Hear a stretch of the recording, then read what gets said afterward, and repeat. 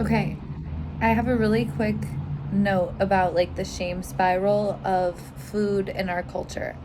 So, while John was out of town, I ate all of the brownies and a pint of Jenny's ice cream, Boston cream pie flavor, phenomenal. I I had some emotions and I ate them. I also apparently had some hormones, so I ate those too. And in the moment, it felt sort of essential, to be honest with you. Like, I have hyperfixation, I have lots of like things that sometimes just make it feel essential, what I eat or what I can't eat. So the brownies were essential to my survival by way of my brain. That does not always happen, that will not always be the case, but it felt like the case, so I let myself have the brownies as if they were sustenance. And I didn't feel the like weight on me because that's one, not how things work. They're not immediate. Two, I remember learning from Laura Lee that we've got like probably a 30-day delay or something, like the energy from the food that we eat, etc., etc. But today, I'm working on my laptop a lot, so I'm just being sort of like loungy, and I'm on day 3 of my period, so my belly feels very soft. And as I sit in my soft belly, in my softness, it is common.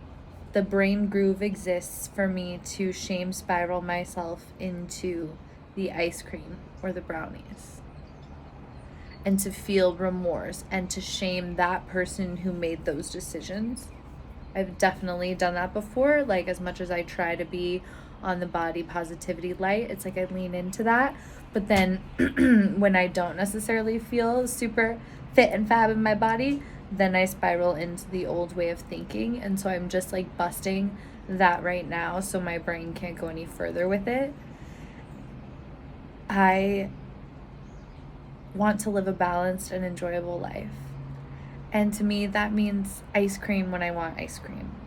And as I continue to be okay in myself, I continue to have, better understandings of like satisfaction, needing less to be really satisfied. That's phenomenal. And that's typically where I exist. Under extenuating circumstances or once a month hormones, if some of that logic goes right out the window and I engulf myself in food that brings me true joy, then fuck it. That's great. That's part of living. That's why we're here. That's what balance is all about.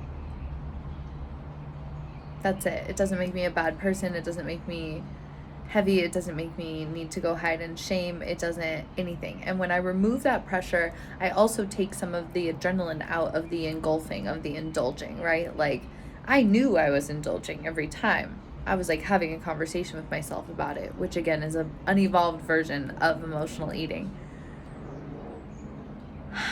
But now, today, I feel heavy, which I would feel anyways at this stage in my cycle. And so I already had a walk. I might go take another one. I'm just going to try and let things move to sort of counterbalance the immense amount of sitting and staring at my laptop that needs to get done today. And most importantly, I am going to put my hand on my belly, the part that feels especially soft and doughy like a brownie. And instead of making those connections and turning them into a reason to be rude to myself, I'm going to meet myself with compassion and love. One night I had a potato chip Jenny's ice cream combination going, and I remembered that night to thank my belly for her ability to digest. As a person with indigestion, that is a bold menu item to bring to bed.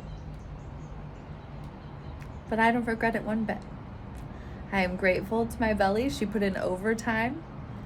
And now she just like needs to leave her desk a mess and let things be for a second. And I am just going to meet her there. This is honoring our body. This is learning to love our body. My body is a vehicle, not an aesthetic. I like that. My body is a vehicle, not an aesthetic. It takes me from point A to point B. It does its beautiful diligence so that my soul can continue existing as it is in this life, so that my heart can continue beating and my breath can be here and I can connect my light with yours. My body is a vehicle, not an aesthetic. And so is yours. Love yourself. I'm going to try and love me too.